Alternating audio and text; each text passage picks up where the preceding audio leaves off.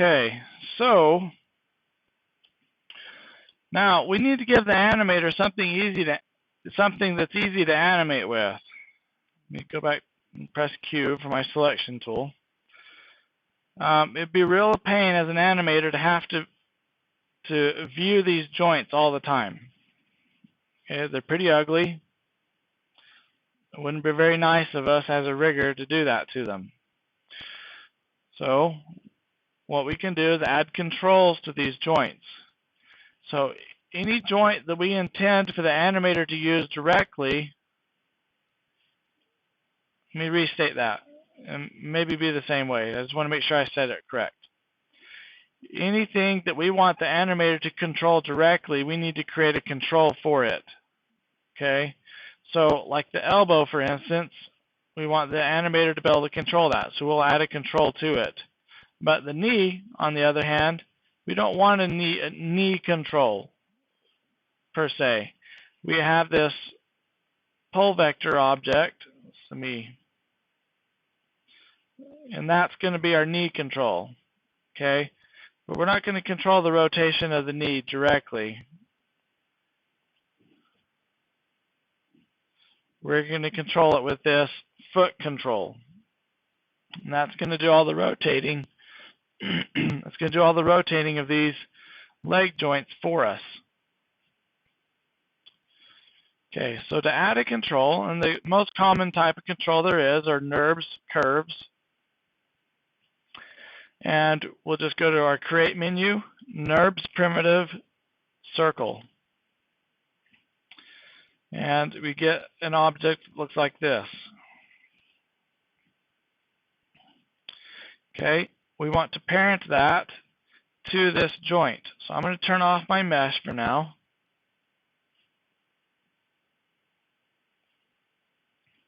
And I can hold down V on my keyboard and snap that by middle mouse clicking and dragging it up to this joint. And it just snaps up to that joint. Okay, now with that snap to that location, I'm going to shift select the joint and press P on my keyboard. What that does is it parents this curve to this joint, because those are the two things I had selected. The order that you select them in is very important. You want to select the child and then the parent to do that. Okay, in fact, you can see that this NURB circle 1 is now parented to elbow left joint. Okay, so now what we need to do, try to frame this up real quick so we can see them both. I'm going to go to my channel box, and we're going to set these rotates to 0. And then I want to rotate it so that it's straight up and down. So I'm going to rotate it on Z, it looks like 90 degrees. Okay, because I want to make it viewable outside this mesh. And so there it is. And now I'm going to go with that done. I'm going to select this curve and I'm going to say Modify, Freeze Transformations. And now that rotate information goes away. That's just what we wanted. Okay, now I want to relabel this to something just really simple. That's all that matters. I'm going to call it S. And then I'm going to unparent it. Now, if you look in your channel box, we've got all kinds of translate and rotate information now. That's just what we needed. But our curve hasn't moved. That's good. So what we need to do is we're going to type in a little tiny mel script. It's really easy. So what you want to do is come down to this, what's called the command line. And you want to make sure you can click on where it says MEL or Python. You want to click on that until it says mel. Okay? And then the mel command that we're going to type is parent space dash R space dash S, and then we want to tell it which shape we want to parent to which transform. So it's always a list of shapes, and then followed by a transform. Okay, so our shapes are always listed in this shapes area of the channel box. So with this selected, I can see that the shape I need to parent is S shape. S shape.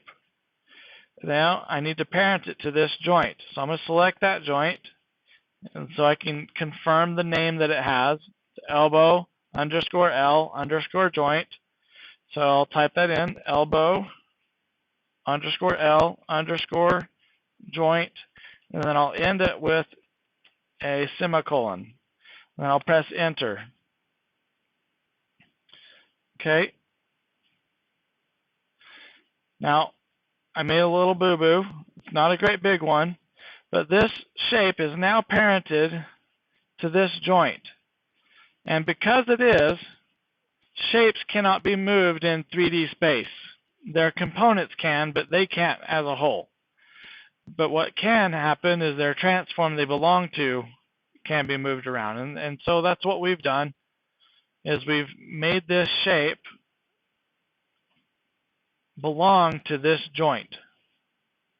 Okay. Now the little mistake that I made is I forgot to delete history on this shape before I did that. So I have this make NURB circle 1. I want to get rid of that. So I'm going to undo till before that shape was parented to this transform. Okay, so I need to undo one more. Okay, so I'm going to select this. I'm going to go to Edit, Delete by Type History. I just undid till before I executed this mail command. And now, because I've already executed that mail command once, I can just press up on my keyboard. I've deleted history on the shape. And I can press enter, and now it's done it again. Okay, so now I can select this bone without actually having to click on the bone directly. I could just click on this shape. If you want to see what this looks like in the hypergraph, this is what it looks like. Okay, if I were to select this, it's actually going to select this bone. So this transform here that's called S, I can just delete. I don't need it anymore. Now, if I want to see that actual shape, this S shape, to confirm that it actually belongs to this elbow, I'm going to go to Option, Display, Shape Nodes. And there, now it's showing shape nodes, and here's the S shape, which belongs to the elbow. Okay, to make things easier for the animator, you'll want to add one of these shapes to every joint that you want the animator to be able to animate. And then what the animator can do, and I'll show you this again later. We go to Show and turn off joints, and so the joints are hidden, but they can still select them with these NURBS curves. And that's really handy. Now, one other thing to do with controls is you want to make sure the animators only animate the controls they're supposed to be able to animate. Because there's some of these attributes that aren't going to give the type of behavior that is desired. So like the translates, that doesn't look good. So what we do is we select the attributes in the channel box on their names, and then we right click on them, and we can say lock selected. And that makes it so the animator cannot translate those bones anymore. The other thing that most likely you don't want the animator to be able to do is scale them.